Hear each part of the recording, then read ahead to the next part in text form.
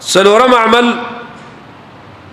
د موجبات الغسل هغه انقطاع دم النفاس ده. د کوم زنانه چې بچي پیدا شو د بچی د پیدایش نه وروسته چې کوم وینه دا بند شو، دا چې کله بند شو دا زنانه به غسل کوي او من به شروع کوي. مشهور حدیث ده ام سلمہ وی وکانت النفساء على عهد رسول الله صلی الله علیه عهد رسول الله و نبی رسول زمانه کې چې کوم د نفاس ولا زنانه وی تقعد بعد نفاسها غوبك ناستي پس د خپل نفاس نه 40 يوما او 40 ليله سلوخ شپې او ورځې باغو انتظار کاو. په سلوختم شپه یا په ورځ باندې بوینه بند شاو بلمبل خدا سلوخ چې کوم ده د حد اخیر د بدیم ځان پوي کوي. کوم زنانه چې د بچی د پیدایش نه وروسته میاش پس دغه وینه ودرې د لبس دا به غسل کوي او من به شروع کوي. که شل ورځې پس دغه وینه ودرې دا به من شروع کوي. که 15 ورځې پس وینه ودرې دا من به شروع کوي. که 15 ورځې پس وینه ودرې دا من به شروع کوي. دا څلوي ورځې انتهایی عادت ده چې ته عام زنانو په صلاح کې د سلويختي مویده انتهایی عادت ده. کله سلويخت ورځو نه مخکې زنانه پاکه شو دا به غسل کوي او من به شروع کوي او روزي به نسی او د سره به جما مباشرت وغیرہ دا بوله جایز وي. دا زمونږ د زنانو غلط فهمی ده چې خامخ سلويخت ورځ انتظار کوي دا غینه مخکې پاکي شوی لیکن سلويخت مې ورځ ته انتظار کوي ځکه هغه ته خلک سلويختي وي. زنانه مغه ته انتظار کوي دا انتظار غلط ده چې کله وینه بند شو بیا به زنانه غسل کوي. نو سلورم موجبات الغسل کې سلورم خبره ده دم النفاس چې کله ختم شو دا غینه پس به زنانه غسل کوي دا غسل په واجب ده. دا په هغه غسلونو کې داخله چې کوم واجب غسلونه دي. پنځم غسل چې په حدیث کې راغلی د اسلام الکافر یو کافر دی او اسلام راوړي کلمه وای نو په دې باندې غسل واجب بنابر اکثر اهل علم قول له لکه دا قول د امام احمد بن حنبل رحمه الله ده او دا قول د رسنو متأخرین علماو کې د امام شوکانی قول له په صحابو کې د بعض صحابو قولو چې کافر کله اسلام قبول کړي نو هغه به غسل کوي. داغه د لپاره دو دلایل دی بیانې. یو دلیل هغه مشهور حدیث بیانې چې نبی صلی الله علیه وسلم مدینه کې وو کافر یو ځل صلاح وکړي د پیغمبر سر کټ کې وراوړي نو سمامه بن اسال په نوم باندې یو سړی هغه ولېګو د بنو حنیفه قبیله مشرو هغه مدینه ته بدی نیت راغی د پیغمبر سر براوړي بیا بلاش عمره به وکي بدی نیت راغلو. نبی علیہ السلام صحابه خبر شو اسونه پسې وزغله ول سړی گرفتار ک راوړ د جمعات دستنی پورې وټړ دو درې ورځې تړلو دا غي نه پس هغه کولاو کو نو لاړ غسل وکړو د غسل لپس کلمه ویله وګ د حدیث ده امام بخاری په دې باب کې راوړ د باب ربط الاسیر فی المسجد جمعات کې قیدی سره تړل څنګه دی په دې باب کې د حدیث راوړل دي نو هغه غسل وکړو د غسل لپس کلمه ویله. د دې حدیث د علماو استدلال کړی دی چې کوم سره اسلام قبلی او کلمه شروع کوي او اسلام د داخلي کې دا مخکې غسل کوي وروسته به کلمه وایي. دویم مشهور حدیث ده ترمذی کې د قیس بن عاصم حدیث ده. قیس بن عاصم وی انه اسلم د اسلام راوړ فامره النبي صلى الله عليه وسلم ان يغتسل بصدر ونبي الاسلام ما ته ویل چې تدبیر په پاڼو باندې او بوبو باندې غسل وکا و ما بیا غسل وکړو دا غیر رسول نبی صلی الله علیه وسلم ما ته کلمه ویله. دا دو روایتونه د هغه علماو دلایل دي چې هغه وی کافر کله اسلام قبول کړي نو غسل به واجب دی او غسل به فرض دی دا به غسل کوي. نور اهل علم دسه وی چې اسلام الکافر دا من موجبات الغسل نه ده. وجداد چې په تاریخ اسلام کې ډیرو خلکو اسلام قبول کړي دي او سوا د دې یو روایت نیمنا په ذخیره د حدیثو کې نور د صریح روایتونه نشته چې نبی اسلام په خلکو باندې غسل واجب کړي. او د ثمامه والا حدیث چې دغه جواب داده د ثمامه خپل اجتهادو د الله رسول ته نو ویل چې ته غسل وکړه الله رسول دا کولاو کوي چې کله هغه کولاو کو هغه خپل لاړ غسل کړي د پیغمبر ته امر نه کړي. سب دې قیس بن عاصم د نبی اسلام امر کړو چې غسل وکړه نو دا به هر حال یو اختلافي مسله ده. بعض علما دې تواجب وي ځکه موږ په موجباتو کې دا مسله نقل کړه او بعض علما د اسلام اسلام قبولولو د پاره چې کوم غسل لاغي ته مستحب وای چې دا واجب نه دی او مستحب دی. امام ترمذی بګی دا فرق هم بیان کړی دی که سړی په جنابت کې نو غسل ولا واجب دی او که په جنابت کې نو دا کافر نو بیا غسل ولا مستحب دی. دا یو فرق هم اهل علم بیان کړی دی. بهرحال دا اختلافي مسله ده خو یو قول بګی د اهل علم دا دی چې کله سړی کلمه ویل نو هغه نه مخکې به سړی غسل کوي د دې دوه روایتونو د وجنه.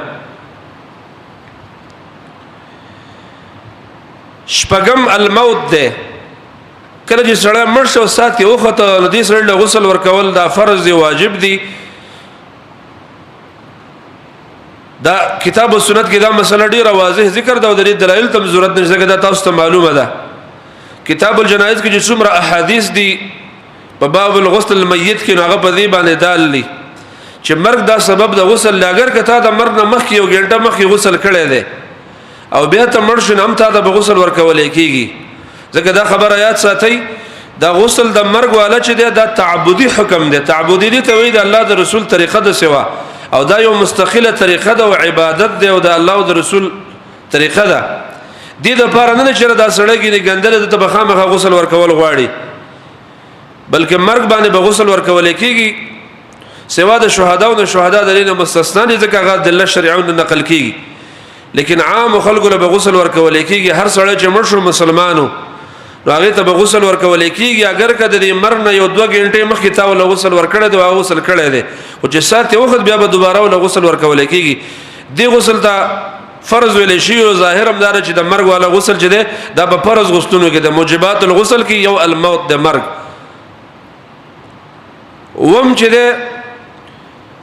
دا دفن الکافر ده دا اختلافي ده چې دا واجب دی او کنه دی واجب.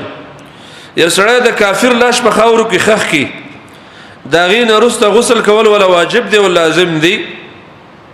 اختلاف د اهل علم بدی کې ملکشن شتا. هغه حدیث بدی کې دلیل له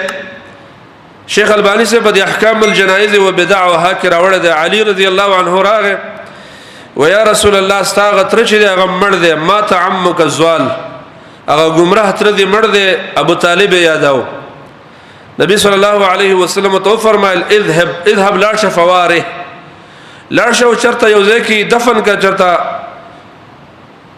کنده ولا وکنه او پای کې ورته او پاس به کمرې ممرې واچو دفن کا او غسل وک بیا زما خواله راشه. نو علی رضی الله عنه خپل پلار ویور او کنده ولا وکنه سو پای کې ورته او پاس به کمرې ممرې واچولې خاورې په واچولې